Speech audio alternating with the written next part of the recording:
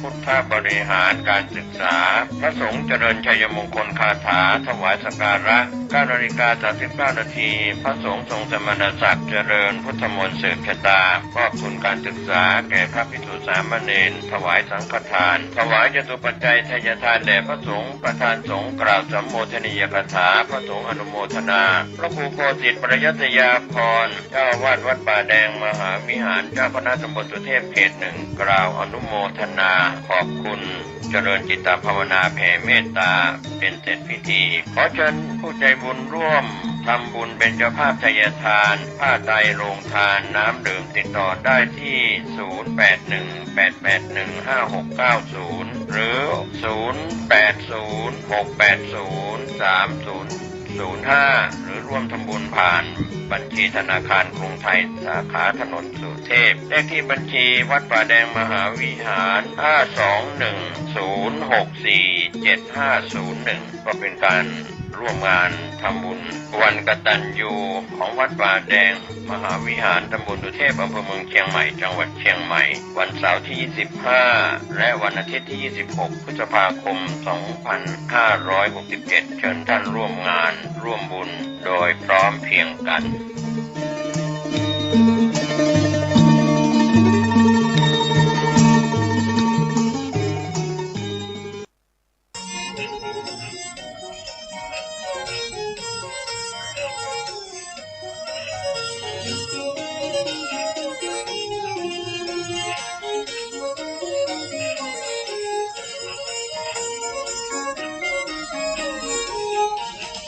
สิ่งห่วงธรรมมานานน้ำห่วงป่าพระผู้โกศลห่วงศรัทธาเจ้าบ้านห่วงวัฒนธรรมเก่าเดิมเฮานั้นจะพุทธจะสั้นและสูญหายไปวิถีชีวิตล้านนาสดใสนั้นจะกลับกลายวิโยคโศกเศร้าอย่าฮือเสียงสุดพุทธบายหายเก่าพระครูโกศลสุตวิธานเมตตาขอเชิญศรัทธาญาติโยมไกลไกลฟังรายการทั้งธรรมทั้งสงบมือได้ขึ้น104.5ยังมีเวลาสถานีวิทยุพระพุทธศาสนามูลคลื่นรับฟังมือได้สารธรรมคำสอนหลากหลายฝากไว้ถึงโลกจะเปลี่ยนไปตามสมัยขอให้เฮาทั้งหลายห่วงใยไฟเอื้อของดีบ้านเฮาแต่เก่าก่อนเอื้อเด็ดบัวเฮือเหลือน้ำยังเยื่อใย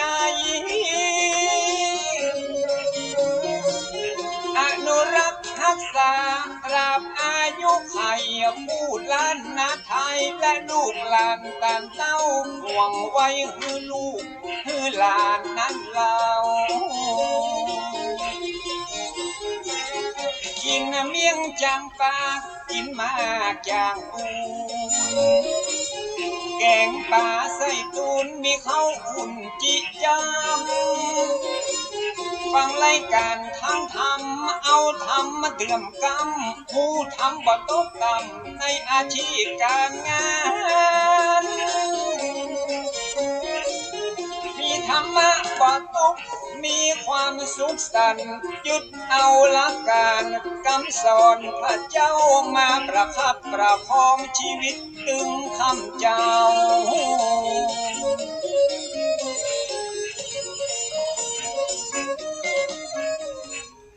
ขอความงอกงามในธรรมขององค์พระสัมมาสัมพุทธเจ้าจงมีแด่ท่านศรัทธาท่านสาธุชนพุทธบริษัททุกท่านที่ฟังรายการทานธรรมทางสงบค่ำคืนนี้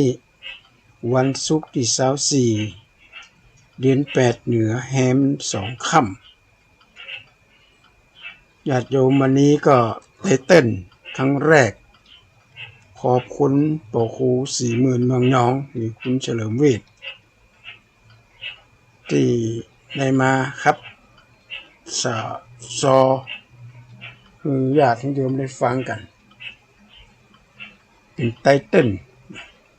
ในการออกอากาศญาติโยมสาธุชนทุกท่านรายการทานธรรมทางสงบอาตมาภาพพระครูโกศลสุตตวิธานดร.ผู้ช่วยเจ้าอาวาสวัดพระสิงห์วรมหาวิหารก็ได้นำเอาสาระความรู้ตามแบบแผนพื้นบ้านล้านนาเฮามาสู่ให้พี่น้องได้ฟังกันมีทั้งสาระมีทั้งอะไรต่างๆนานาเล็กๆน้อยๆตามแบบเบ้าของชาวเหนือโดยเฉพาะวันนี้2 วันที่ผ่านมาก็คือวันมาฆวิสาขบูชาประชาชนกับป้ากันมาฟังเทศน์ฟังธรรมมาเวียนเทียนกันก็ทำให้นึกถึงว่าพระพุทธศาสนานั้นได้รับการยกย่องชมเชยจากองค์การสหประชาชาติเนี่ยเพิ่นยกย่องว่าพระพุทธศาสนาเป็นศาสนาที่มีความสำคัญความสงบกันในการโหวตเสียงกันก็เป็นที่น่าปราบปลื้มปิติเป็นอย่างมากนะเพราะอย่างพุทธศาสนาเฮาถึงได้มีการยอมรับจากองค์การสหประชาชาติว่าเป็นศาสนาแห่งสันติภาพศาสนาแห่งความสงบเพราะว่าพุทธศาสนาเฮานี้ตั้งแต่เริ่มมีพระพุทธศาสนาพระพุทธเจ้าได้ตรัสรู้เป็นองค์พระสัมมาสัมพุทธเจ้าจนมาถึงปัจจุบันเนี้ยบ่เคยมีศึกใหญ่หลวงเข็นฆ่ากันเฮาพระพุทธศาสนาเลยกลายเป็นพระศาสนาแห่งสันติภาพของโลกแม้เฮาจะแบ่งแยกนิกายใหญ่ๆเช่นมหายานเถรวาทแต่ละนิกายใหญ่ๆเนี่ยก็แบ่งแยกเป็นนิกายน้อยๆแถมหลายๆนิกายแต่ทางนี้และทางนั้นเฮาบ่เคย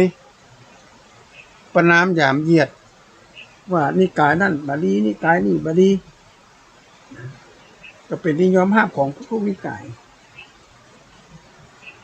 แม้กระทั่งเฮาถึงมื้อถึงวันเฮาเนี่ยนะที่เฮาสวดมนต์การไหว้พระพิธีกรรมอย่างต่างๆนานาเนี่ยก็เป็นอิทธิพลของมหายานด้วยนะญาติโยมจริงๆแล้วในพระพุทธศาสนาเนี่ยนะถ้าว่ากันแท้ๆตามหลักแท้ๆเนี่ยพระพุทธศาสนาก็มีแต่หลักคำสอนเป็นเนื้อคำสอนนั้นแต่จะมีน้ำอยู่ตัวนี้ก็เป็นความสำคัญว่าต้นไม้ทุกชนิดนะฮะที่อยู่ในโลกเนี้ยก็อาศัยเปลือกมีเปลือกมีกระพี้ด้วยต้นไม้ถ้าบ่มีเปลือกบ่มีกระพี้ต้นไม้ต้นนั้นก็อยู่บ่ได้แต่ทั้งนี้ทั้งนั้นถ้ามีกับเปลือกอย่างเดียวบ่มีแกนต้นไม้นั้นก็จะเป็นต้นไม้ขวงก็สามารถจะเอาไปอย่างได้ ญาติโยมต้องขอประทานอภัยประทานโทษด้วยเด้อในขณะที่บันทึกเสียงเนี่ยในขณะที่กำลังบันทึกเสียงเนี่ยก็มีฝนตกลงมาขนาดนักเลยก็เป็นที่ชุ่มฉ่ำเนาะถึงหน้าฝนละหลังจากเขาได้รับความร้อนมาหลายเดือนละตั้งแต่กลางเดือนเมษายนมา41 42 41โอ้โหมันร้อนจนชนิดที่ว่าอยู่ในกินในไม่ได้ละก็มีฝนตกลงมาก็สร้างความชุ่มฉ่ำให้กับธรรมชาติเพราะนั้นพุทธศาสนาที่เป็นศาสนาแห่งสันติภาพเป็นศาสนาแห่งสันติภาพอภยาปัชชังสุขขังโลเกที่พระเจ้าตรัสเอาไว้ว่าการไม่เบียดเบียนกันเป็นสุขในโลก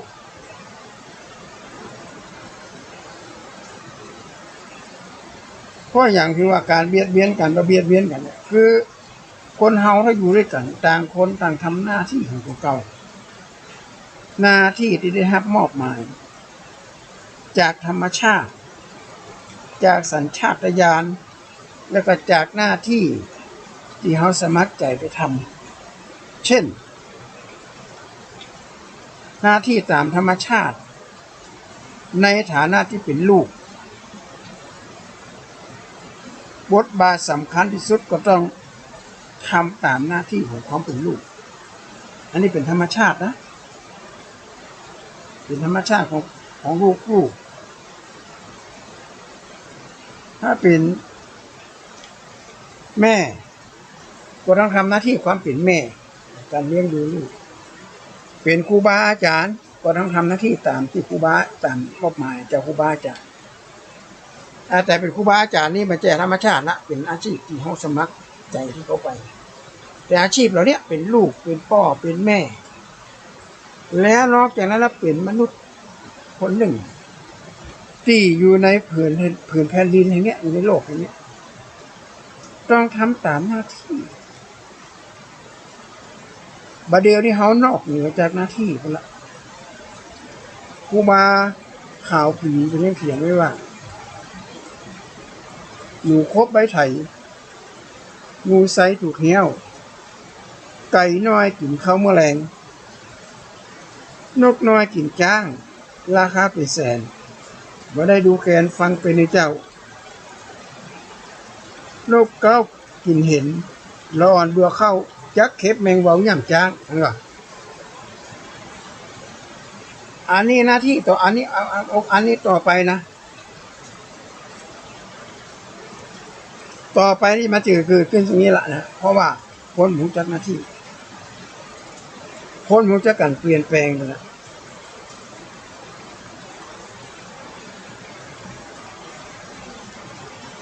การเปลี่ยนแปลงไปคือการมาย้อมการปฏิบัติตามหน้าที่ที่ได้รับมอบหมายตามหน้าที่ที่มอบหมายแล้วก็ปฏิบัติตามอันนี้ก็เป็นเรื่องใหญ่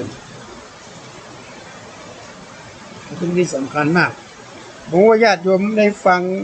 เสียงจะชัดเจนอาตมากันยังบ่าวสามารถจะหูใดในกำลังบันทึกเสียงจะปรากฏว่าฝนตกนักขนาดไหนตอนนี้มันเกิดฝนตกหนักทำให้เราก็บอกไปยังเราสามารถที่จะรู้ได้อยู่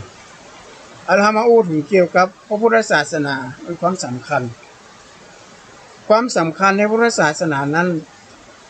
พระเจ้าเป็นจบปริญญามา18 สาขาที่อาตมาเคยเล่าให้ญาติโยมได้ฟังเปิ้นสามารถที่รับรู้ได้ว่าแต่ละสาขา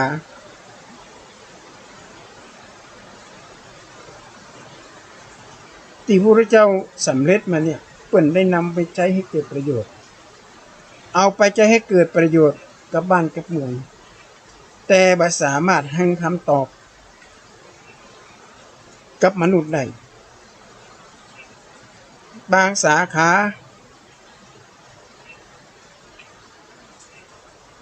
เมื่อศึกษามาแล้วก็เป็นว่าเอาไปยิงเอาไปฆ่าเอาไปเข็นไปฆ่าไปต่อสู้ยกตัวอย่างเช่นธนุเทพาการยิงธนูอย่างเนี้ยก็ยิงอาวุธนั่นแหละเอาไปยิงฆ่าคนสมัยก่อนมันมีปืนต้องใช้ธนูลูกศรมายาด้านการรบสมรภูมิรบสมัยก่อนหมู่นี้ยังหาคำตอบมาได้ในญาติโยมเป็นศาสตร์เหมือนกันนะแต่ว่าเขาศึกษาไปเพื่ออย่าง การรบราฆ่าฟันกันไม่หมดก่อนที่พระเจ้าเพิ่นก็ได้ใจวิธีว่าประยุกต์และคำสอนเราเนี่ยเอามาเป็นเอามาเป็นคำสอนเลยอย่างเช่นมายาด้านการรบแต่อันนี้เขาจะไปเข็นไปฆ่าคนฆ่าศัตรูฆ่าคนในบัดหุอกถูกใจแต่พระเจ้าเพิ่นไม่ทำแบบนั้นเป็นนักรบสู้รบก็ไปอย่างกับถูกเข้าแล้วก็กิเลสตัณหาถึงมื้อถึงวันเขาเดือดร้อนกันถึงมื้อถึงวันเขาก็ต้องลบราฆ่าฟันกันทหารไปสมัครประชาชนไปสมัครเป็นทหารก็เพื่อจะได้เงินมาเลี้ยงดูครอบครัวแต่การไปสมัครเป็นทหารนั้นต้องได้เข็นได้ฆ่าคนต้องสู้รบพบมือเพราะฉะนั้นนักรบในทัศนะของพุทธศาสนาหมายก็เป็นนักรบที่สู้รบกับกิเลสตัณหาถ้ากิเลสตัณหาในตัวคนมันหมดไปแล้วเนี่ยสันติภาพก็เกิดขึ้นได้อย่างตรงหลายประเทศยังหาคำตอบไม่ได้ก็ถึงเวลาก็เข็นก็ฆ่ากันยิงกันสู้รบปบมือกันถึงมื้อถึงวันเนี่ยเขาหั่นกันถึงวันเข็นฆ่ากันเนี่ยมาได้จะย่างมาได้จะมดจะเสี่ยงยิ่งการศึกษาสูงยิ่งได้รับการศึกษาสูงมีความรู้สูงการลบราฆ่าฟันกันมันก็มีอาวุธอีกร้ายแรงยิ่งเทคโนโลยีที่สูงการรบราฆ่าฟันกันก็ยิ่งสูงขึ้น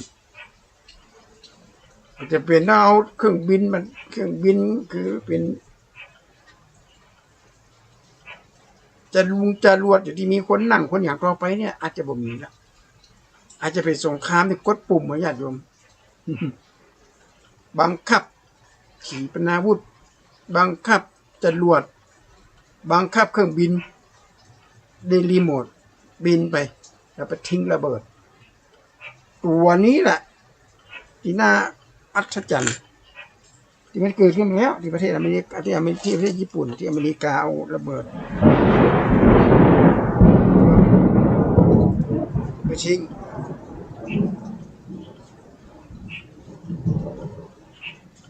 ประเทศญี่ปุ่นตั้งแต่วันนั้นเป็นต้นมาจนมาถึงยุคปัจจุบันเนี้ยระเบิดปรมาณูก็ยังไม่ได้ไปทิ้งประเทศไหนเดียวทุกประเทศต่างก็เฝ้ามองแต่ต้องกลัวที่สุดเลยเพราะมีการผลิตอาวุธร้ายแรงเหล่านี้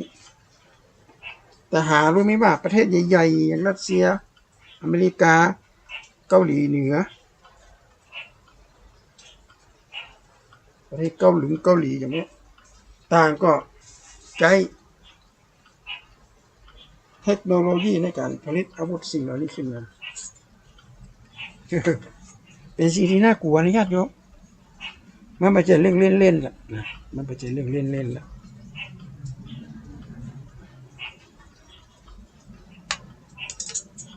ตัวอย่างที่เฮาหันก็คือสงครามโลกครั้งที่1สงครามโลกครั้งที่2อาตมาภาพได้ฟังคนเฒ่าคนแก่ท่านพระครู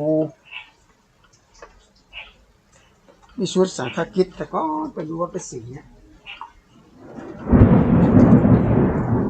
เราฟังว่าสมัยสงครามโลกครั้งที่2นะสมัยสงครามโลกครั้งที่2นี้เข้ายากมากแปลงคนไปรอคิวไปเอาเกลือนะญาติโยมไปแจกเกลือนะแจกเกลือลูกครอบครัวแล้ว1กระปุกใหญ่ๆเอาไว้กินคนไปเข้าคิวกันตั้งแต่ตี 4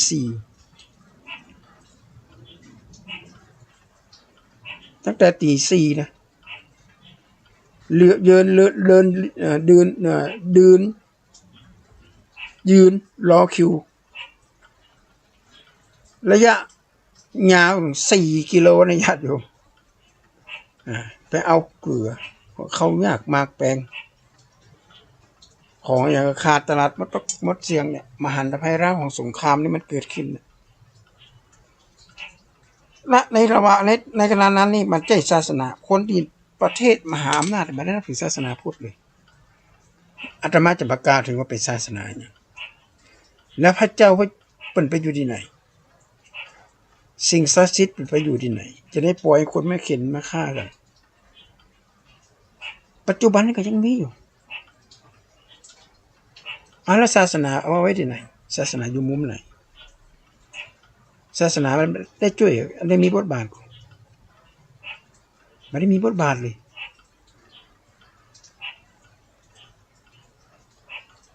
แล้วคนก็เข็นก็ฆ่ากันห้ามหันกันเอาเป็นเอาตายตึกละบ้านช่องในระเบิดตุ้มเลยแล้วคนนะเห็นเป็นร้อยๆคนตายหมดเลยอธิบายตายก็เป็นพิกรุงพิการไป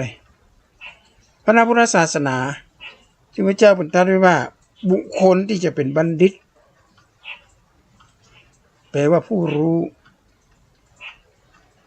หนึ่งนะรู้ว่า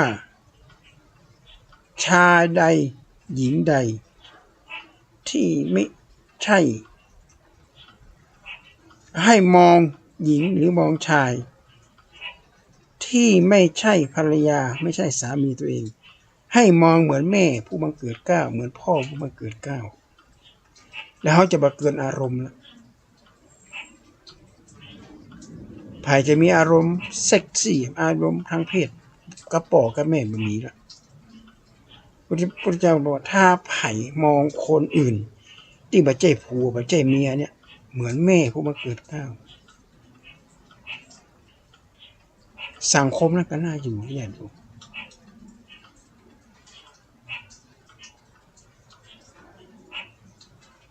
ใครก็ตามเมื่อเห็นทรัพย์สมบัติของผู้อื่นที่ไม่ใช่ของตัวเองให้มองเหมือนกับก้อนอิฐก้อนหินที่วางอยู่ข้างถนนไม่ใช่ของเราเอาไปเนี่ยเหมือนก้อนอิฐก้อนหิน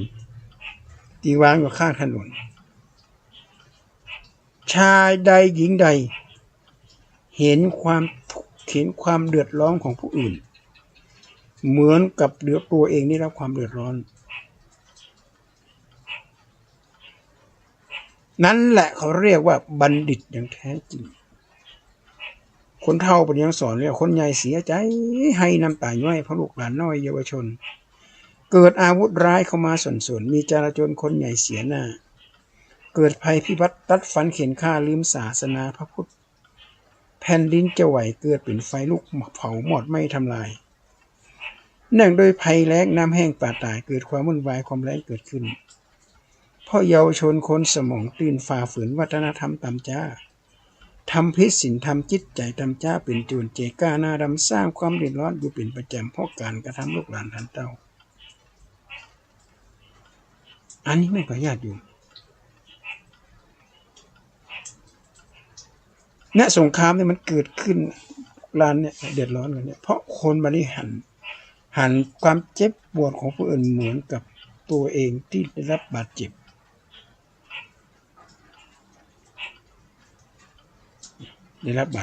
ผลิตอาวุธขึ้นมาสินค้าออกสำคัญมากที่สุดของประเทศใหญ่ๆเนี่ยประเทศมหาอำนาจนั่นก็คือขีปนาวุธอาวุธสงครามขายอาวุธนี่รวยกว่าขายเฮโรอีนกันเขาว่าอันทั้งที่หูว่าอาวุธที่เป็นเอาไปเยอะยักก็คือเอาไปฆ่าคนนะไปยิงเอาไปขินเอาไปฆ่าคน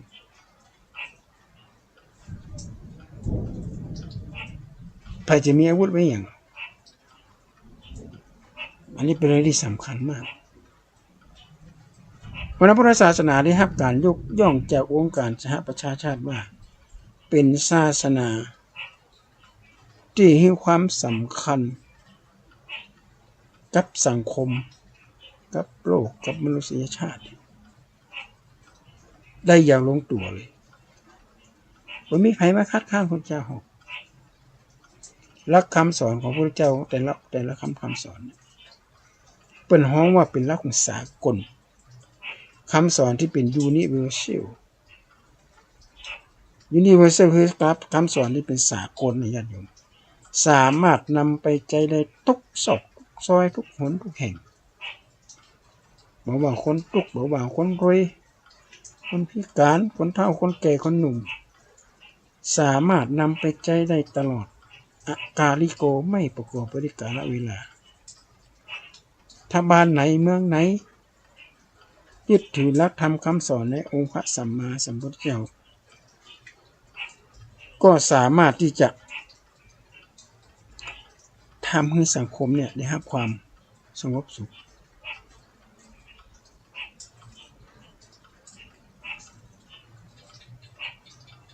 ในทัศนะของพุทธศาสนาเฮาเนี่ยนะญาติโยมความร่ำรวยการมีเงินมีทองบ่ใช่คำตอบของการดำเนินชีวิตคนรวยยิ่งรวยมั่งมีสีสุขทรัพย์สินเงินทองนักอย่าคิดว่าเป็นคำตอบของชีวิตบ่ใช่เศรษฐีจะนอนได้บ่กี่ชั่วโมงต้องรีบตื่นนอนดึกเพราะอย่างนอนดึกต้องรีบตื่นเพราะทรัพย์สมบัติมีหนักห่วงหาอะไรอันนั้นก็หายอันนี้ก็หายอันนั้นหมดอายุต้องได้จ่ายทั้งนั้นเลยไม่ได้พักผ่อนเลยญาติโยมเฮามีชีวิตอย่างพอเพียงดีพระบาทสมเด็จพระเจ้าอยู่หัวรัชกาลที่9พระองค์ทรงตรัสไว้อันนั้นแหละคือคำตอบที่แท้จริงของการดำเนินชีวิตแท้จริงเลยเพราะทรัพย์สมบัติที่เขาหามาได้เนี่ยไม่มีใครเอาไปได้สักคนที่มีเรื่องเล่าของเกี่ยวกับการสะสมของนักร้องคนหนึ่งที่ต่างประเทศตอนมีชีวิตอยู่เนี่ยโหโด่งดังไปที่ไหนสากิ๊กกัดวันหนึ่งเพื่อได้เสียชีวิตลงกันรถยนต์คลาสสิกจะเป็นนักร้องคนนี้สะสมเอาไว้เป็น40-50 กัน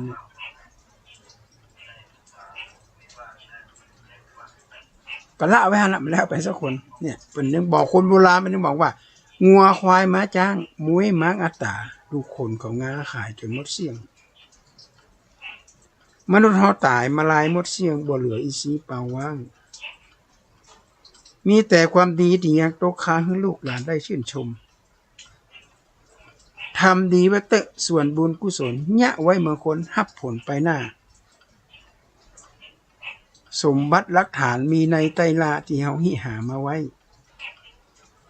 เต็มว่าเฮาตายของกินของใจเฮาทิ้งเอาไปบ่ได้สักคนบ่ได้เอาไปสนิทบ่ได้เอาไปสงวนต้องขาแมงนวลไปทิ้งเอาไปบ่ได้จะต้องปล่อยวางไว้บนโลกใต้บ่มีหยังไปแล้วครับนี่มันไหวเหรอแม้แต่เข้าของเงินทองสินทรัพย์เฮานั้นก็บ่ได้เอาไปผัวเมียที่ฮักเหมือนอย่างดวงใจเขาก็บ่ไปด้วยเฮาเลยเจ้ามีแต่บาปกรรมจักนำตัวเจ้าเข้าสู่คงคาแม่น้ำวัฏสงสารกว้างขวางจิ้นล้ำไปสู่ฝั่งอันคงคาไปเกิดจันฟ้าตาวติสามีเทวดารักษาอยู่เฝ้ามีเทวดารักษาอยู่เฝ้านี่ญาติโยมนี่คือปรัชญาของการดำเนินชีวิตในทางพุทธศาสนาฮู้จักปลูกฮู้จักวางฮู้จักพอเพียงเขาเรียกว่ามีความพอเหมาะพอสมมีความสันโดษในสิ่งที่ตัวเองมีธรรมชาติที่เป็นสร้างสิ่งอะไรอย่างหลายสิ่งหลายอย่างให้มนุษย์ได้บริโภคมนุษย์ได้กินเพื่ออย่างเขาสร้างมาเพื่อได้เหมาะสมกับมนุษย์ที่เขาจะได้กินเขาได้บริโภค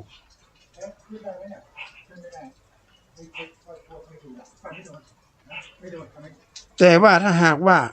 เฮาบ่รู้จักกันเพียงพออันนั้นแหละจะทำให้เขาได้เดือดร้อ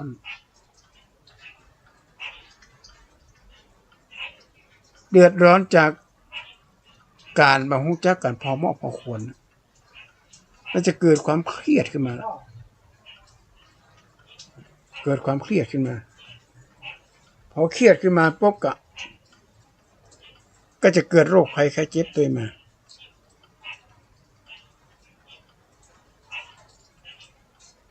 เดี๋ยวนี้โรคภัยไข้เจ็บที่บ่มีเชื้อเกิดขึ้นหนักขนาดเช่นไพโบลาหรือโรคจิตโรคประสาทโรคเบาหวานโรคความดันอะไรอย่างเนี้ยซึ่งโรคเหล่านี้เนี่ยต้นเหตุมาจากความเครียด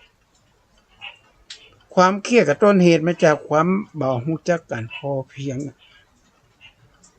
อยากเป็นโน่นอยากเป็นนี่อยากเป็นใหญ่อยากเป็นโตอยากมีหน้ามีตาอยากมีนั่นมีนี่เอาละเดือดร้อนแล้วคราวนี้รู้จักแบ่งเวลาล่ะแบ่งเวลาบ่ถูกแบ่งเวลาบ่เป็นละ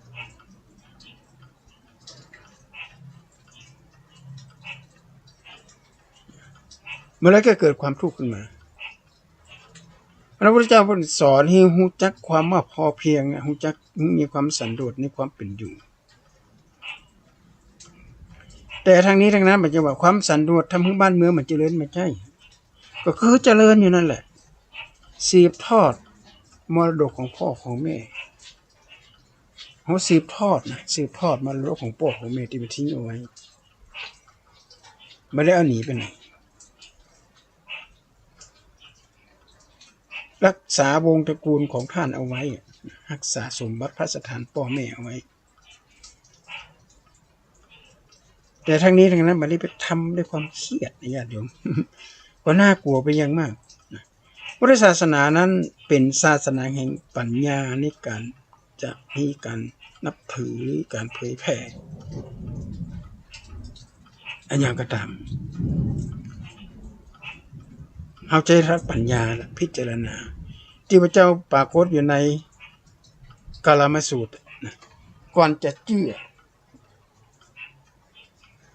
ก่อนจะลงมือเข้าห่วมอย่างต่างๆเนี่ยคนบอกว่ามันมีอยู่10อย่างฟังกันตามมาทุกอย่างเพิ่งเชื่อ2ฟังตามทุกเมื่อเชื่อไม่ได้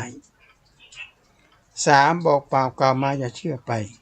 4ว่าอย่าไว้ใจแม้แต่ตำรา5อย่าเชื่อกะเกณฑ์เอาไว้เล่น6อย่าเชื่อคาดคะเนไว้ล่วงหน้า7อย่าเชื่อไม่เห็นกับตา8อย่าเชื่อเพราะเป็นค่านิยม9อย่าเชื่อเอาไปทฤษฎีคนอื่นเขาและ10แม้แต่องค์ตถาคตเจ้าก็ยังเชื่อไม่ได้คือบ่สามารถที่จะไปเชื่ออย่างนี้จนกว่าเขาจะเรียนรู้จากชนสติปัญญาพิจารณาว่าจริงก่อนศีล5ธรรม5เนี่ยเป็นทฤษฎีเป็น performation ต้องเชื่อละศีล5ธรรม5เนี่ยหันปั๊บอ่านรู้ปั๊บบ่ฆ่าสัตว์ตัดชีวิตบ่ลักเล็กขโมยน้อยบ่มุสามาไปเล่นจู้มีแล้วมันนอกจิตนอกใจสามีมันบ่มีการจุมุไล่มันมีการกินเราอันนี้มันจะเป็นไปทดสอบละมันจะเป็นไปทดสอบคือหันผลทันตาหันผลทันทีทันใดเลย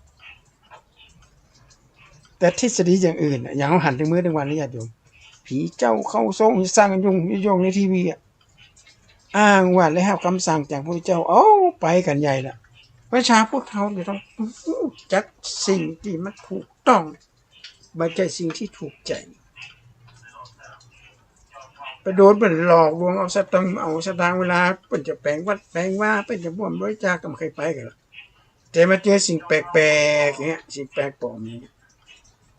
ซึ่งไม่ใช่หลักในทางพุทธศาสนาแม้ว่าพุทธศาสนาจะมีพิธีกรรมอย่างต่างๆเนี่ยนะก็เป็นพิธีกรรมที่เป็นกิริยาบุญในญาติโยมเป็นกิริยาบุญนะอย่างสมมติเรามาฟังเทศน์หรือเข้าวัดบัดเราเอาอย่างไปก็ได้เอาตัวเปล่าไปก็ยังได้เลยทำบุญด้วยใจแต่มันผังให้ผังเบื่อมีนาจารย์อยู่ท่านหนึ่งท่านไปศึกษาอยากศึกษาจะอย่างไรนี้มีพระองค์คุณเจ้ารูปหนึ่งอธิบายว่าการทำบุญไม่ต้องใช้เสื้อตุ่มไม่ใช่สตางค์ไปเอาจิตใจไปก็พอเอาเขาก็รู้จะตายต่างโลกนี่ก็ไปเพราะหันว่าเป็นผู้รักผู้ใหญ่ไปที่ไปเค้นของถวายพระ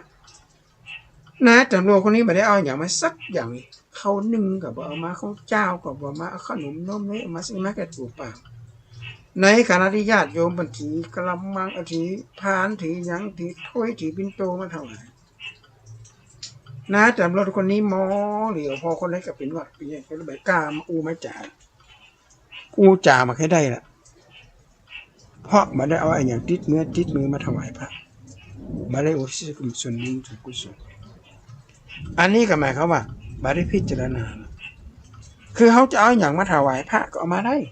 แต่มันจำเป็นว่าของมีค่ามีราคาของแพงๆของนี่ไม่ใช่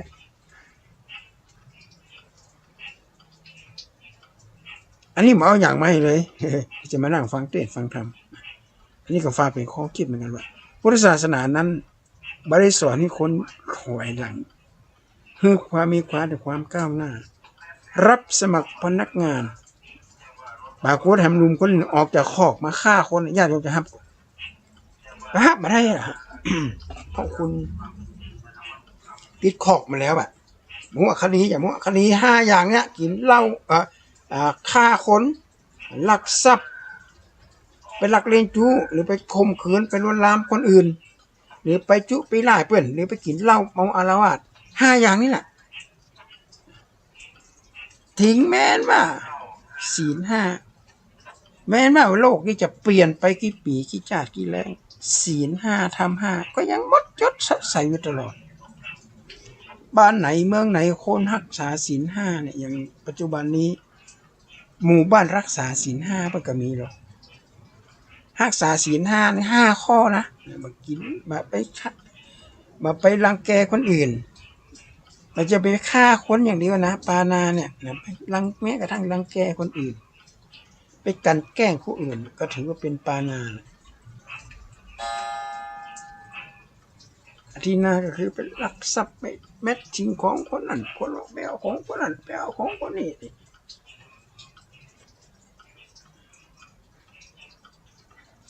อันนี้ก็ถือว่าเป็นลักทรัพย์และมีไผ่พวกที่ต้องการพนักงานประเภทนี้เข้ามาทำงานทุกคนก็ต้องการพนักงานที่มีคุณภาพทั้งด้านจิตใจและทางด้าน IQ ถึงแม้ IQ สูงแต่พฤติกรรมบดีมันก็เปิ้นก็บอกว่าเป็นบัณฑิตแหละบัณฑิตคือผู้ที่มองเห็นความสำคัญของตัวเองและมองความสำคัญของบุคคลอื่น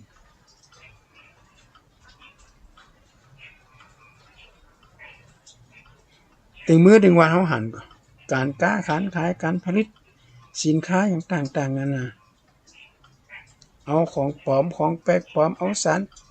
เคมีอย่างใส่เข้าไปทำให้เกิดความเดือดร้อนจากประชาชนเมื่อกี่วันมานี้ก็ได้ทราบข่าวว่ามีโรงงานแห่งหนึ่งผลิตกาแฟทีอินวันเอาแผวทานไฟฉายคิดเท่าทานไฟฉายดีใจเลยเอาใส่ในกาแฟญาติโยมกินแล้วตายเลยนะ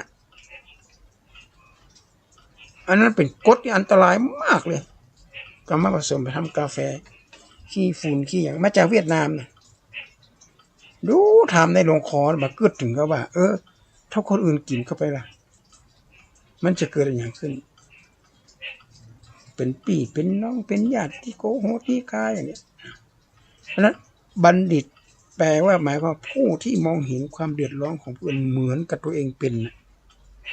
นะเป็นชีวิตของคนอื่นเหมือนกับชีวิตของตัวเองแล้วจะมีการเค้นฆ่ากันจบปริญญามาจบแต่ปริญญาด้านเคมีก็ไปทำงานอาวุธผลิตอาวุธผลิตระเบิด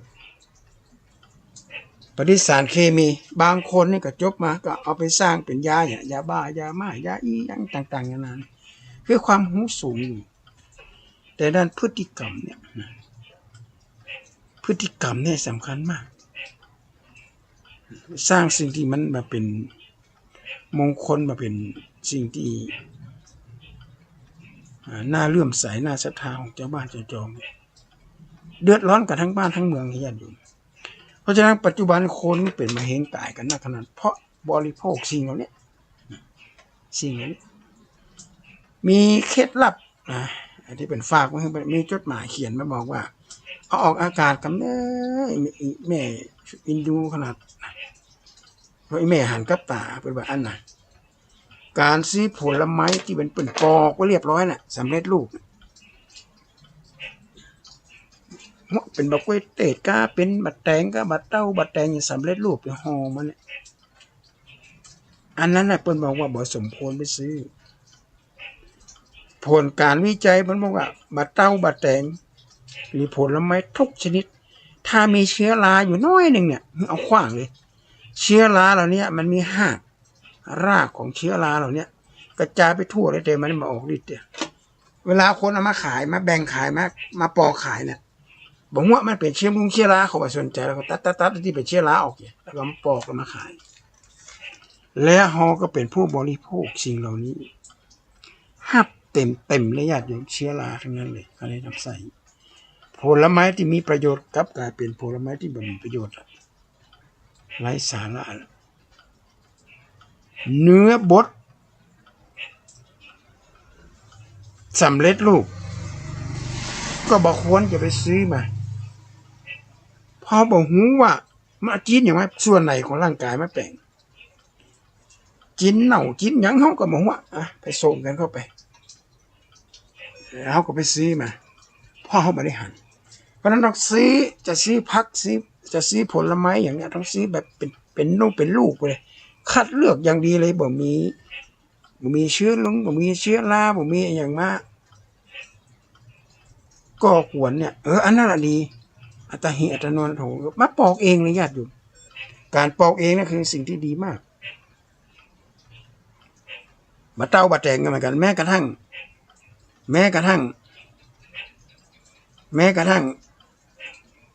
ฟักทองเนี่ยนะเป็นปอกเปลือกซอยเป็นแว่นเอาก็มากง่ายไปซื้อมาหารู้ไหมว่าเป็นเอาฟักทองที่มันเหลือจากการขายเนี่ยมันเน่ามันยังก็ที่มันเน่ามันก็มาฝานมาขายเขาอันที่มันเน่านั่นแหละคือเชื้อราเนี่ยญาติโยมเชื้อรานี่มันจะเข้าไปในนั่นแหละแล้วเขาก็บ่ฮู้ล่ะหาเนาะเป็นบะเต้าบะแตงสำเร็จมาเรียบร้อยก็ซื้อมาก็มากินนี่แหละเอาแล้วคราวนี้ก็เปิดปัญหาขึ้นมาละเจ็บท้องเจ็บไส้ถ้าอยู่ในลำไส้มันจะกลับกลายเป็นไมเฮงอันนี้ก็น่ากลัวนะญาติโยมน่ากลัวมากๆเลยนะข้อรายการนี้ก็จะเน้นถึงพฤติกรรมความเป็นอยู่ของเจ้าบ้านวันนี้อาตมาภาพคือบันทึกเทปเนี่ยนะถ้าสาเฮาบันทึกเป็น1 ชั่วโมงเนี่ย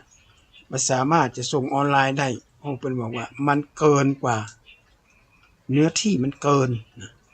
มันเนื้อที่มันเกินก็ทำให้อืดนะทำให้อืดเสียงไม่ค่อยชัดเจนดังนั้นก็คงจะมาถึงชั่วโมงละนะคงจะมาถึงชั่วโมงในการออกรายการประมาณแค่40 กว่านาที40 กว่านาทีเพื่อให้ญาติโยมได้ฟังสาระนะสาระน่าหูวันนี้ก็คือว่าผลไม้น่ะนะที่ปอกเลือกกับซอยเป็นแว่นเอามาขายอย่างนี้นะอันนั้นน่ะสำคัญอันนั้นอันตรายมากอาจจะเป็นผลไม้ที่มันเหลือจากเขาขายนะเขาก็ซอยที่มันแบบมันแบบว่ามาแหวงเนี่ยเอาไปขี้อย่างว่าเชื้อราอย่างเงี้ยนะแต่เชื้อรานี่ญาติโยมบักกล้วยเตด1 แกนถ้ามันมีเชื้อราอยู่น้อยเดียวเนี่ยเพิ่มให้กินเลยนะประเดี๋ยวเนี่ยมันรากของเชื้อราเนี่ยมันเข้าไปถึงในถึงแก่นหมดเลยเนื้อหมูเนื้องัวเนื้อยังติดบดเรียบร้อยน่ะบางคนเนี่ยซื้อมากินต้องซื้อเป็นเนื้อวัวก็ซื้อมาเป็นกิโลหมูก็เป็นกิโลละผลไม้ก็เอามาเป็นกิโลเราสามารถจะได้บริโภคผลไม้รากไม้มันถูกต้องมาทำให้เกิดโรคภัยไข้เจ็บอันนี้ก็ฝากไว้เป็นสาระความหูญาติโยมได้ฟังกันเพราะว่ารายการทานธรรมทางสงบก็จะมีญาติโยมได้ฟังกันทุกวันนะทุกวันศุกร์นะญาติโยมเลยกราบขอบพระคุณท่านพระครูสมุทิสุวัฒน์นะที่เป็นเมตตาให้ได้นำรายการนี้มาออกให้ญาติโยมได้ฟังกันนะเพื่อสุขบ้านหวานใจการฟังเทศน์การฟังธรรมการฟังธรรมะก็เป็นส่วนหนึ่งที่ทำให้เราได้เข้าอกเข้าใจถึงวิถีชีวิตในการดำเนินชีวิตฟังธรรมะฟังเทศน์ฟังธรรมไปทำให้เราเกิดความสุขบ้านหวานใจได้ก็ขอจากญาติโยมไปกันเด้อสุขหน้าเอากันเลยพบบ้านกันใหม่เพื่อจะให้นำเอาสาระความรู้ต่างๆมาให้ญาติโยมฟังพระผู้โกศลห่วงใส ศรัทธาเจ้าบ้านห่วงวัฒนธรรมเก่าเดิมเฮานั้นจะกุดจะสั้นและสูญหายไปวิถีชีวิตล้านนาสดใสนั้นจะกลับกลายวิโยคโศกเศร้าอย่าฮือเสียงสุดกุดไปหายเก่าพระครูโกศลสุตวิธานเมตตาขอเชิญศรัทธาญาติโยมไก่ใกล้ฟังรายการทั้งธรรมทั้งสงบมือได้ขึ้น104.5ยังมีเวลาสถานีวิทยุพระพุทธศาสนามุนคลื่น25รับฟังมือได้สารธรรมคำสอนหลากหลายฝากไว้ถึงโลกจะเปลี่ยนไปตามสมัยขอให้เฮาตั้งหลายห่วงใยไฟเอื้อของดีบ้านเฮาแต่เก่าก่อนเอื้อเด็ดบัวหือเหลือน้ำยังเยื่อใยอนุรักษ์รักษาตราบอายุไขผู้ล้านนาไทยและลูกหลานต่างเต้าห่วงไว้หือลูกหือหลานนั้นเรากินเมี่ยงจางปลากินมากจางปูแกงปลาใส่ตูนมีข้าวอุ่นจีบจำฟังรายการทั้งทำเอาทำมาเตือนกำผู้ทำบ่ตกต่ำในอาชีพการงานมีธรรมะบ่ตกมีความสุขสันต์ยึดเอาหลักการคำสอนพระเจ้ามาประคับประคองชีวิตตึงคำเจ้า